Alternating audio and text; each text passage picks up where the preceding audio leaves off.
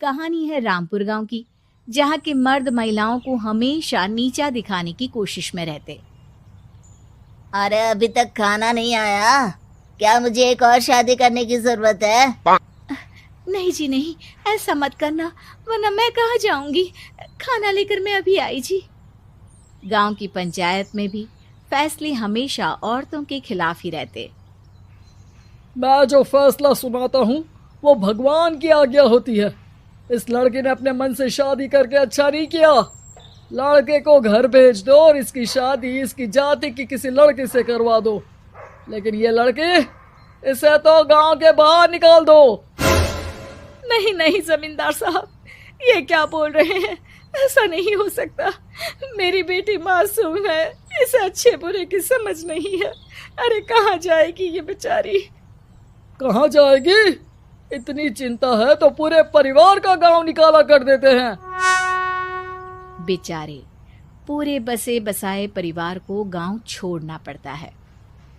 चाहे जो हो, अगर बेटियों को कंट्रोल नहीं कर सकते तो गांव में रहने का कोई मतलब नहीं है।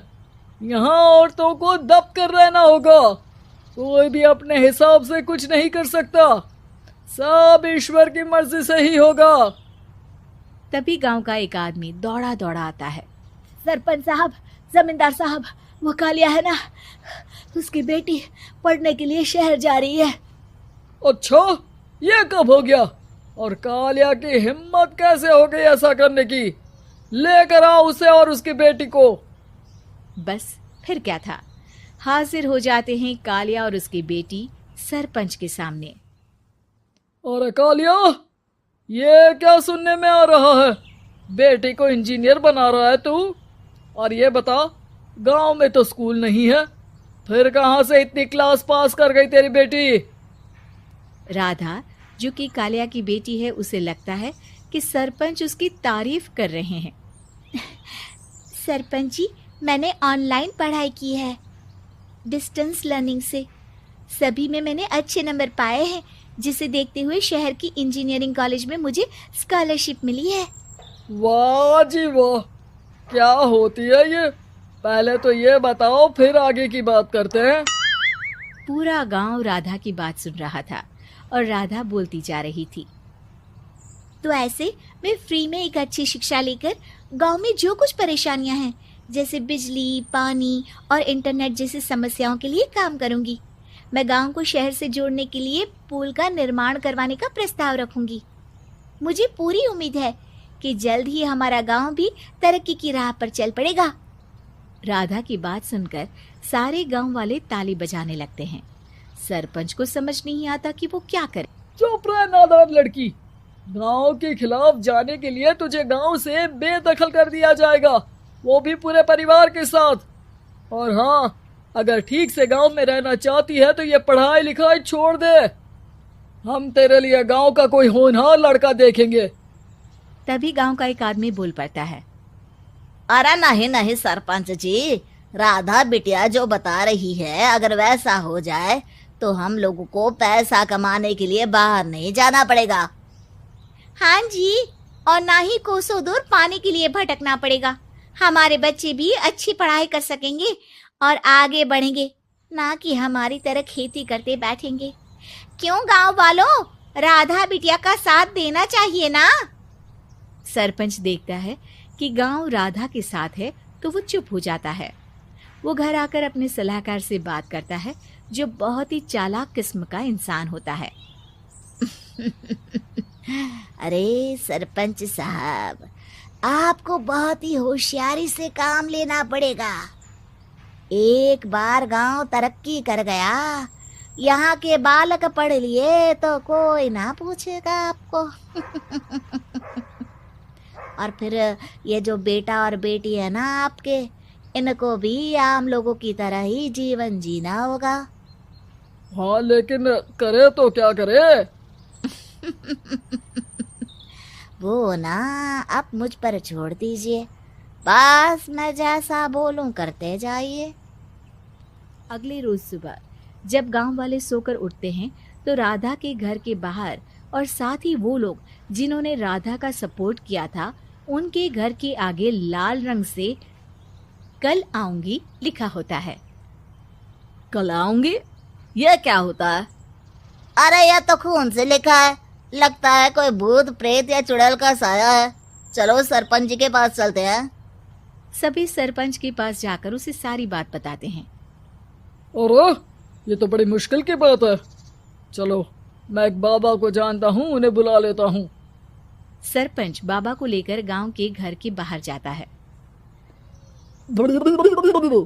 ओहो, तो ये वो चुड़ैल है जो उन लोगों को निशाना बनाते हैं जो गांव को बदलने का सपना देखते हैं। वो गांव को ऐसे ही संपन्न देखना चाहती है। वो नहीं चाहती कि कोई बाहरी यहाँ का कायाकल्प करे। क्या तुम लोगों में से किसी ने गांव को बदलने की सोच रखी है? तभी राधा की माँ रोते रोते आती है। मेरी राधा घर से गायब हो गई है। अरे कोई तो बचाओ, मेरी बच्ची कहाँ गई?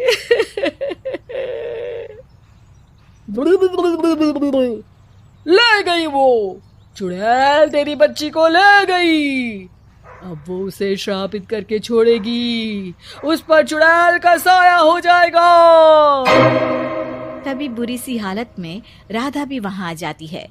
उसके बाल चुड़ैल की तरह फैले होते हैं और कपड़ों में खून लगा होता है। सभी राधा को देखकर डर जाते हैं। माँ, पता नहीं मुझे कौन उठा कर ले गया था। अरे दूर दूर हो जा चुड़ैल, अब हम लोग इस गांव में नहीं रुकेंगे। अरे कैसे बातें कर रहे हैं आप? कल तो आप मेरे भरोसे गांव का हुलिया बदलने, अपने बच्चों को पढ़ाने और तरक्की उन्नति की बात कर रहे थे, तो आज क्या हो गया आपको? ये फिर तुम लोगों को बहकाएगी। ये चुड़ैल गांव में आ चुकी है, ऐसे ही ये तुम्हारे घर के बच्चों को भी ले जाएगी। गांव वाले राधा को गांव से बाहर निकाल देते हैं।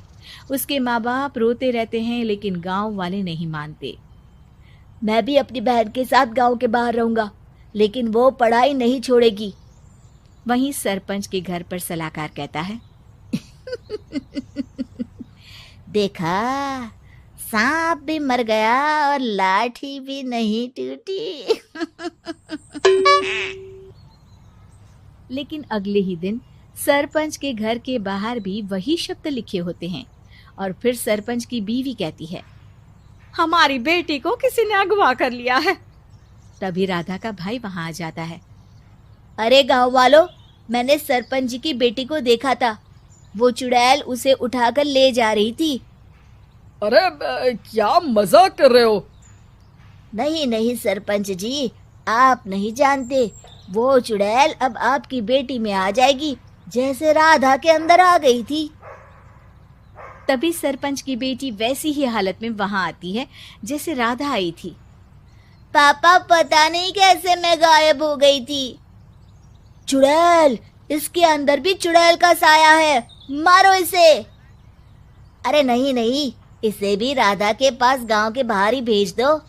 अरे चुप रहो, मेरी बेटी कहीं नहीं जाएगी और चुड़ैल बुड़ैल कुछ नहीं होता है। अरे कैसे बात कर रहे हो सरपंच जी?